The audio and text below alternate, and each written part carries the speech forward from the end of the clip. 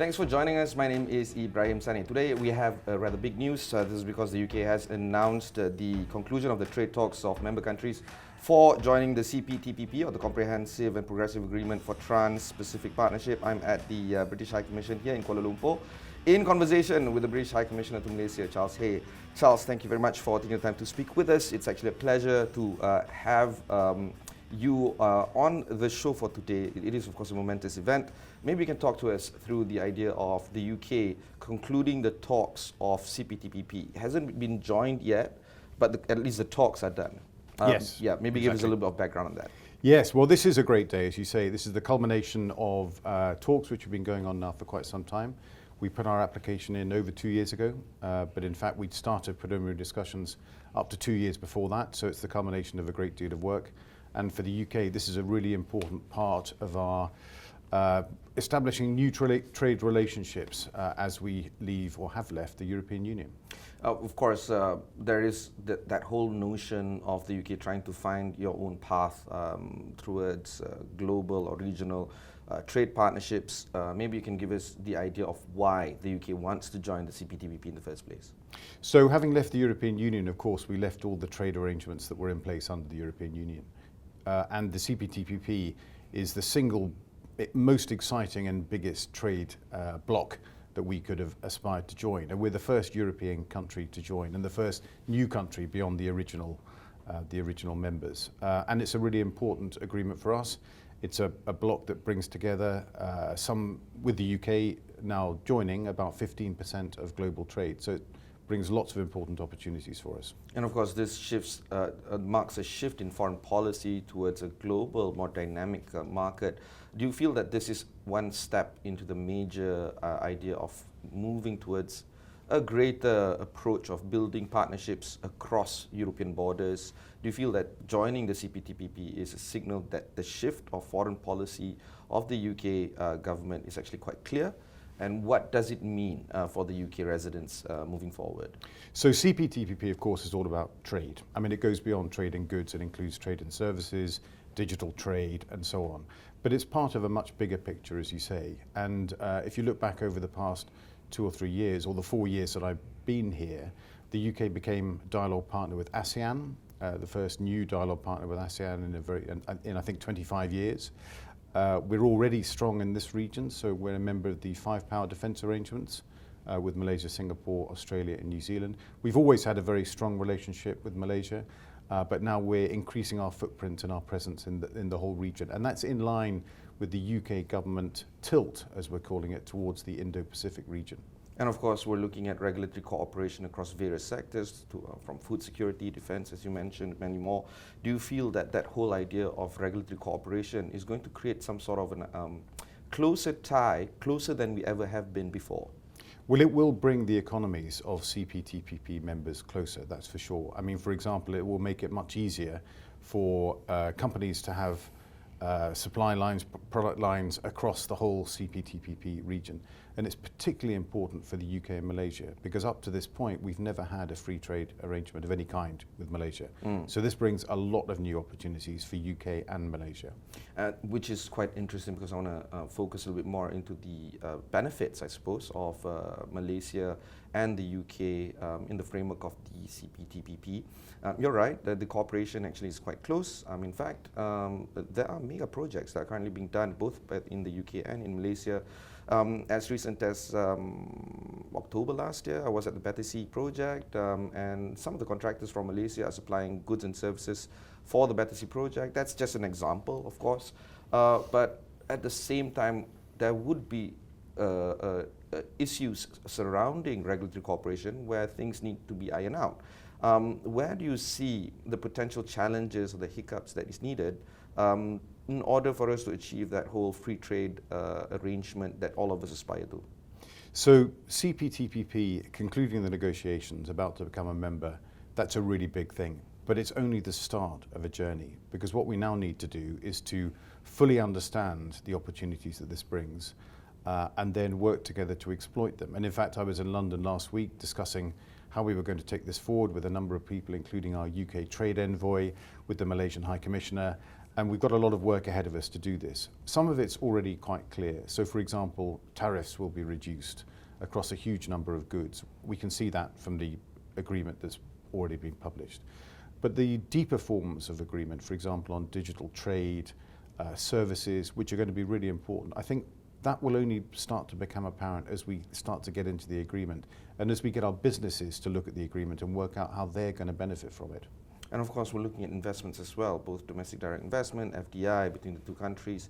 Do you see, at least hypothetically, a greater amount of investment going into these two countries?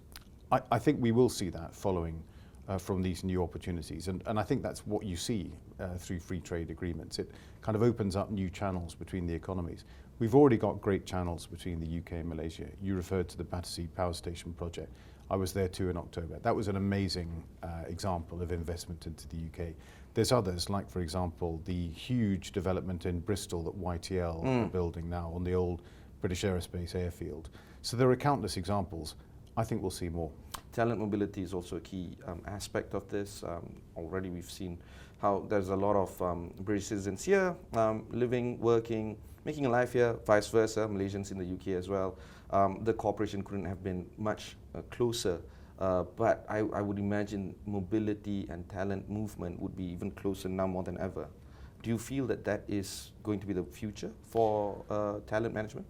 I think it will be, and in fact the CPTPP agreement makes provision for, to make it easier, for example, for business people in certain sectors to come for longer periods of time to run their businesses and so on. So there are specific parts of CPTPP that cover that. But again, it'll be part of the general wider thickening of our relations, which, as you say, are already very strong. I mean, about 14,000 Malaysians are currently studying in the UK, for example, and I expect we'll see these growing even more in the future. One more, actually. My daughter's sitting there soon. Very good. This summer. I don't like it, but she apparently likes it. So let's see how that one pans out. Just like how the CPTPP pans out. We'll go for one short break. When we come back, we'll continue our discussion with Charles Hay, the British High Commissioner to Malaysia.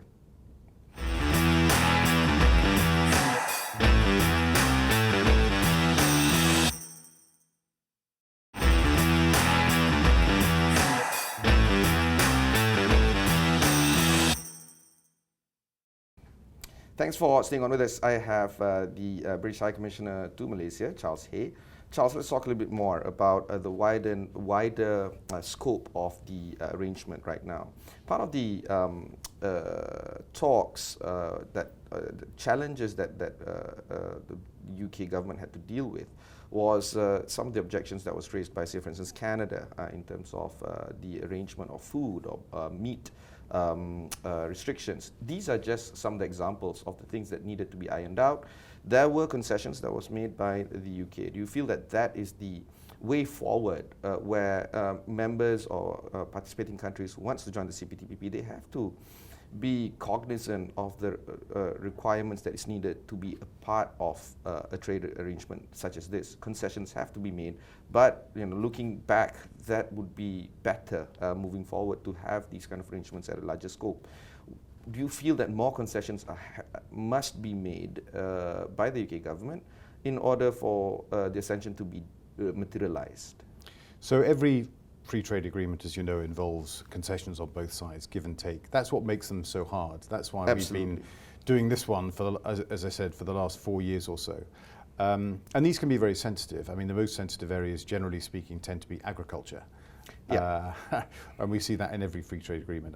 But I'm delighted that we've come through all this and we've now got substantive agreement. And of course there were concessions made. It's a bit different when you're joining an existing arrangement, as we were here, because of course you then pretty much have to take most of what's already agreed, and you have to accept that in order to even start the negotiations. But there were lots of things that needed to be ironed out, and I think we came to a good solution which benefits all sides. One would argue that the British Prime Ministership as well as the Malaysian Prime Ministership have seen a lot of changes over the past few years, for better or worse. This is the situation that we're facing right now. It also marks a shift in terms of how the executive administration is going to plot the future of the governments of both countries moving forward. other members within the CPTPP might not be as blessed as us in having so many prime ministers in the past few years. Having said that, because of the shifting changes of prime ministers, signaling shifting changes of executive decisions, do you think that this is going to bring a lot more volatility in terms of how talks are going to be organized moving forward, not just between Malaysia and Britain, but of course moving forward for all CPTPP members? Well, of course, as talks or negotiations are in train, as and when there are changes of government, of course, any new government will want to look at what's been agreed and maybe change it. But when you ink the agreement, as we now have, that's all over and done with. I think we are in a good place, and we've got there through, as you say, a period of quite significant political instability in both the UK and Malaysia, and other CPTPP countries as well. But I think that's all behind us in the sense that we can now go ahead and implement the agreement in good faith. And it's also quite interesting that the current British Prime Minister, Rishi Sunak, has achieved a breakthrough in terms of the post-Brexit agreement. This, of course, is not just the handiwork of himself per se, but the long-standing work of the civil servants in the UK in trying to achieve that post-Brexit breakthrough arrangement. Considering that there is an arrangement right now between the UK with the Eurozone member countries and the EU, would that also signal a smoothening movement of trying to achieve a greater participation for CPTPP membership as well as other memberships around the world for free trade? So the recently concluded Windsor Framework, as it's called, and this is also actually is about trade between UK, Ireland, the EU. These things are always really complicated, and they come down into quite fine details, of product regulation and goods harmonisation and so on and so forth. That framework has now been agreed between the UK and the EU, and that permits free and smooth movement of trade between the UK, Northern Ireland and Ireland. And that, I think, was an important part of the backdrop to the negotiation of CPTPP, because with that regulated and clarified, that was one of the pieces that needed to fall into place. And this, of course, includes the backstop of Ireland and Republic of Ireland and Northern Ireland, if I'm not mistaken. Well, all of that is set out in the Windsor Framework, including the so-called Stormont break, which provides a veto in certain circumstances. It gets terribly complicated. Okay, let's not get into that, I suppose. But as I say, all that being resolved clarified the way, if you like, towards CPTPP negotiations. There has been long-standing issues when it comes to, say, for instance, Malaysia in trying to establish closer economic ties with the EU, particularly in respect of, say, palm oil industries and the industries associated with it. Do you feel that these kind of hiccups might not necessarily be impacted for Malaysia when it comes to the UK in CPTPP? So for those viewers who don't know, up until the UK left the European Union, trade policy was in the hands of the EU. That's how it works. So the EU conduct negotiations. And the EU have been conducting negotiations on and off with Malaysia for at least the last 10 years on a free trade agreement. That has not been concluded, which is why when the UK came to join CPTPP, there was no pre-existing free trade agreement with Malaysia. And of course, palm oil is one of those commodities that is important when it comes to trade negotiations, and we had to come to an agreement on, for example, tariff levels for palm oil as part of that CPTPP negotiation. Blue skies, I guess, scenario. Where do you see opportunities of growth when it comes to industries, not just between the UK and Malaysia, but CPTPP membership in the UK? Where do you see the UK can expound on growth after joining CPTPP eventually? Malaysia is already a really important part of many British companies' supply chains. So goods produced here, particularly in the electric and electronics sector, then form part of other goods which are then traded onwards by UK companies. I think we can see a lot more of that. As I said before, CPTPP, now because there's smooth free trade between all members of CPTPP, it's possible to conceive of supply chains spanning multiple CPTPP countries. So I think we might see interesting developments there. I think it's good news for British car manufacturers because tariffs on British cars will fall progressively over the coming years, and that's just one example of where we might see growth in goods trade. But as I said, the most interesting and important trade for the future, I think, will be in services. Taking our conversation away from trade and looking at the geopolitical situation around the world, there has been a lot of conversations into how countries that are not necessarily aligned with, say, Russia or even China, needs to band closer together. There are movements across the geopolitical divide that needs to be discussed openly and honestly. Our Prime Minister is currently in China, for instance, and of course the reason why he's there is because he's trying to build some cooperation with China. Not many people are looking forward to such a conversation, but such conversations has to be made. Do you feel that the sensitivity of the geopolitical movements around the world is actually quite critical to be discussed right now? We have to, in a way, choose sides. Do you agree with these kind of statements? The geopolitical situation has definitely got more complex in the last year since Russia's illegal invasion of Ukraine. That's had huge knock-on effects in trade everywhere. I mean, most obviously in energy, but also other commodities. It's pushed up prices of food globally, disrupted supply lines, and I think what we've seen is a move away from trade with Russia for all sorts of reasons, not least because being dependent on a country like Russia for your energy supplies increasingly looks like a very bad idea. China is very, very important, of course, in the world trading environment. So all of our countries have huge trading relationships with China. I think they're Malaysia's biggest trading partner. They're one of our biggest trading partners. I think they're our biggest trading partner in goods. China is a very, very important place. There are lots of business opportunities in China. But there are also problems in the way that China approaches its relationships with many countries in the world. And that starts to bring risk into trading relationships. And a big part of the UK's integrated review, refresh of our foreign policy has been to look at how we manage that relationship with China. How do we define China? How do we reduce those risks and try to encourage a move for China on a more, as we would see it, a more positive path? When I spoke to the EU ambassador to Malaysia, and when I spoke with the Undersecretary of State Department of the UK, of the US in Asia Pacific, they too echo what you're saying right now, where trade is actually quite critical for all countries when it comes to China, but the way they approach things can be quite abrasive in a way. Malaysia also has, our own, love-hate kind of relationship with China, especially when it comes to border incursions, the Nine Dotted Line, many others, Spratly Islands, and you name it. Do you think that these kind of situations can only be resolved through trade, or I should rephrase that? Do you think that trade could be a tool, an effective tool to address all these geopolitical concerns moving forward? Trade is an important part of a healthy set of relationships around the world. People don't normally go to war when they have good trade with each other, I suppose. Not normally. Or rather, there are very big prices to be paid when you go to war with people with whom you have a good trading relationship. Yeah.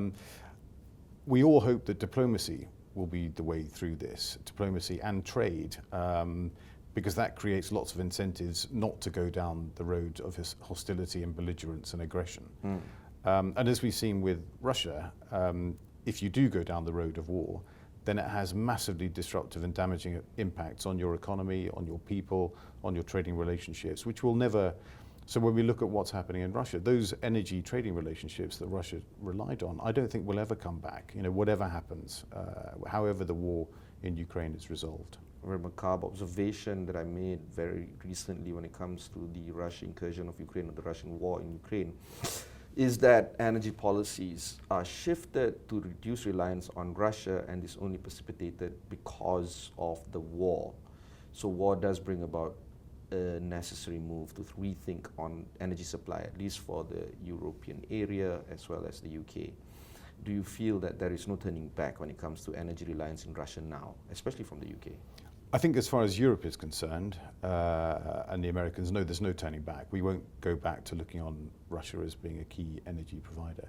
I think there's another thing that's going to happen, or is maybe already happening, which is positive in a way, which is that it will speed up the transition towards net zero and a move away from fossil fuels. Yeah, this is the thing, right? And we needed a war to make that happen. That's pretty sad, actually. We needed a disruption of some kind. I mean, you would have thought that the disruptions we're already seeing in climate change would be enough to jolt that change, and the change was already happening. I think what's happened is it's going to be accelerated. Domestically speaking, in the UK, energy prices have been soaring, and the regular folks inside the UK, some of them even have to choose to put either food on the table or switch on the heater, and it's during the winter period. Domestically speaking, the UK needs to go through a lot of transition in terms of trying to improve the livelihoods of British citizens. Do you feel that these kind of trade partnerships can translate down towards the regular British citizens, and they could see better economic possibilities moving forward? I think they do, and I think that in a way is what they're all about, because if you boost we go back to Adam Smith's theory of trade, right? Countries specialize in what they're good at. So if you're better at growing a particular product, then if you export it, the consumers at the other end get a cheaper product than if they bought it from somewhere else. I mean, that's the basic principle, and I think it works in practice. Okay, and of course, the final area that I would like to explore is, of course, not trade, not diplomacy, not geopolitics, but more of culture, arts, the softer side of things. Because of trade relationships, I've seen some elements of growth in these areas. Do you feel that culture can actually be improved following these kind of closer ties between countries through trade partnerships? And how do you see this as a catalytic movement in terms of improving culture and livelihood for our citizens?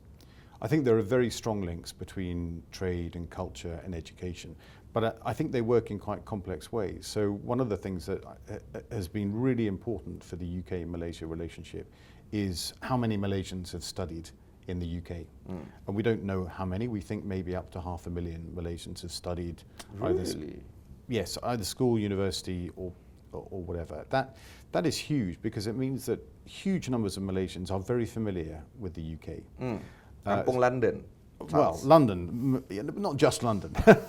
I've met so many Malaysians who are familiar with my own kampung in Scotland. Oh, okay. And not just for golf. But what that means is that, let's say you're a Malaysian businessman and you're looking to set up a new product line or whatever, then what country do you think of first? You think of the UK, because you studied there, or your son's studying there, or whatever. So that enhances the trading relationship, and it becomes a kind of virtuous cycle, yeah. Yeah, because you also become more familiar with the culture. Generational, actually. Exactly. And I think the problem that we have in the UK is that we don't have as much flow going the other way. We don't have nearly as many Brits who are so familiar with Malaysia. And one of the things that has come into place... But those who are here, well, they tend to stay. They tend to stay. In a good way, I'm not trying to... Yeah. Yes, the Malaysia My Second Home is hugely popular amongst Brits. And what we find is that when we do manage to attract a British company to come and look at the Malaysian market, they love it, and they find lots of opportunities here, and they do good business here. So we need to work out ways of encouraging more and more British companies to come to Malaysia, and I think CPTPP will be an important tool in doing that. So does it mean that this is an opportunity for, say, Ministry of Tourism, for instance, to actually exploit on that movement? I've seen ads on red buses in London, for instance, on Visit Malaysia. Do you think that these kind of activities can actually be enhanced? I think so. Yeah, I think so. And as we come out of the COVID world, already we're seeing tourism numbers going up. I think Malaysia is a very attractive place for British travellers as well. Okay. Final comment, Charles, when it comes to the UK and its possible ascension to joining the CPTPP? I think it's all good news. I think it's all good news for the UK, very good news for Malaysia, and very good news for our relationship. Thank you very much. That was Charles Hay, the British High Commissioner to Malaysia.